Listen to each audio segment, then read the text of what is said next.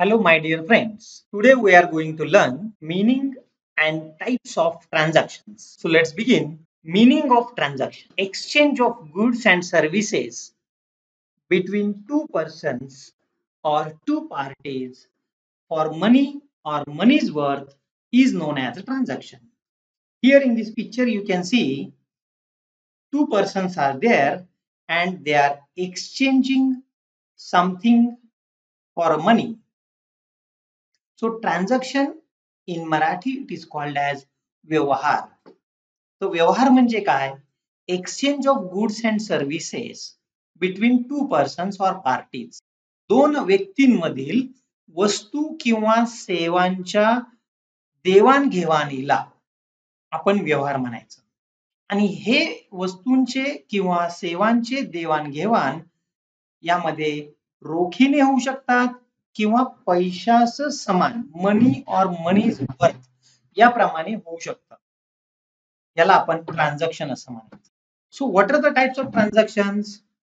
Transactions are of two types. One is the monetary transaction and another is non-monetary transaction. So monetary transaction is again classified into cash transaction and another is credit transaction. म्हणजे पैशाशी संबंधित असलेले व्यवहार आणि ज्यामध्ये पैशाचा संबंध नसतो त्याला आपण नॉन मॉनेटरी ट्रान्झॅक्शन असं म्हणायचं. आणि मॉनेटरी ट्रान्झॅक्शनचे पुन्हा दोन प्रकार आहेत. एक म्हणजे कॅश ट्रान्झॅक्शन आणि क्रेडिट ट्रान्झॅक्शन. म्हणजे रोखीचे व्यवहार आणि उधारीचे व्यवहार. And the non monetary transaction means which do not involve the money at all. That is barter transactions. Now see in detail. What are the monetary transactions? The transaction which involves an exchange of money or money's worth directly or indirectly is called as transaction. म्हणजे ज्या व्यवहारामध्ये प्रत्यक्ष किंवा अप्रत्यक्षपणे पैशाचा संबंध येतो, पैशाची देवाणघेवाण होते, त्याला आपण मॉनेटरी ट्रान्झॅक्शन म्हणायचं.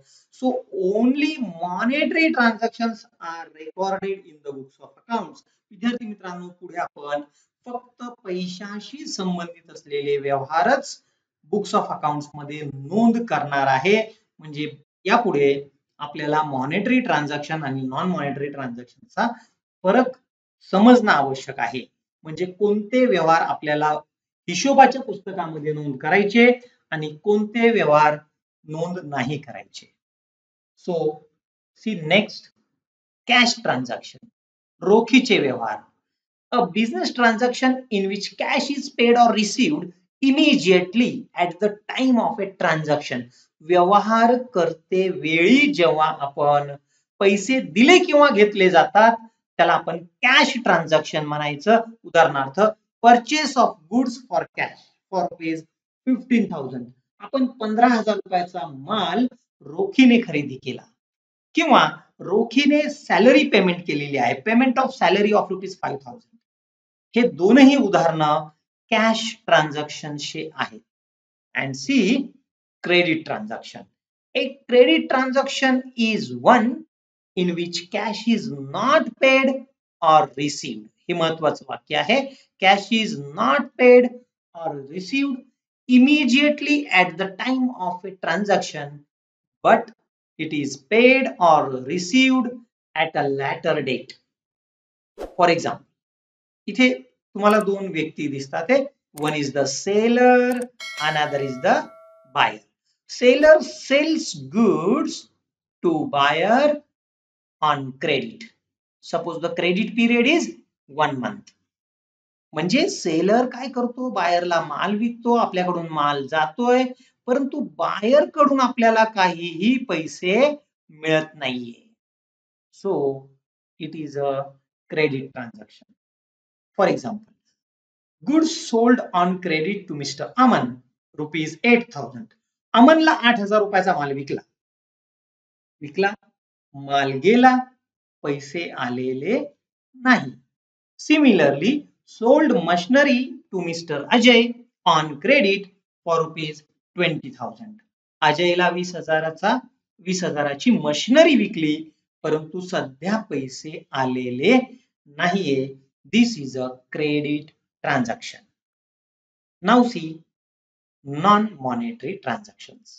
The transactions which do not involve an exchange of money or money's worth, either directly or indirectly, are called non-monetary transaction. For example, an exchange of one thing against another thing is called as a barter transaction, non-monetary transaction. इकॉनॉमिक्सच्या भाषेमध्ये याला आपण barter system, मराठीमधून त्याला आपण काय म्हणायचं? Yes, barter म्हणजे वस्तू विनिमय पद्धत.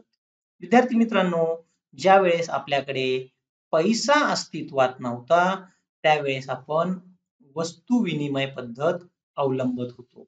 वस्तू विनिमय मध्ये एखाद्या शेतकऱ्याकडे ज्वारी असेल आणि दुसऱ्या शेतकऱ्याकडे जर टमाटे असतील तर ते दुसऱ्याला ज्वारी देऊन ते टमाटे घेतले जायचे. इथे कुठेही पैशाची इन्व्हॉल्वमेंट नाहीये. So we will recapitulate again. There are two types of transaction. So basically transaction means exchange of goods and services between the two persons, either for money or money's worth.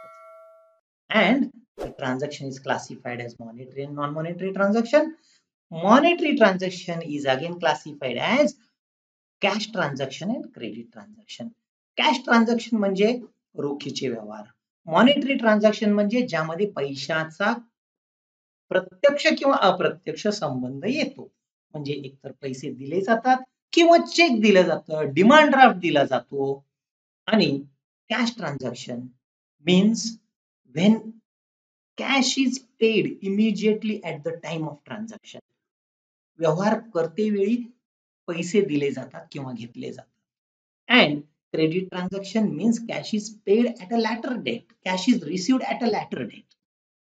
So in credit transaction, the goods are sold on credit, but cash is not received simultaneously. Okay. And non-monetary transaction, it is the best example, barter system. In barter system, money doesn't involve at all. Now, dear students, if you like this video, please like, subscribe to my channel. Don't forget to share this channel to your friends. Thank you. Bye bye.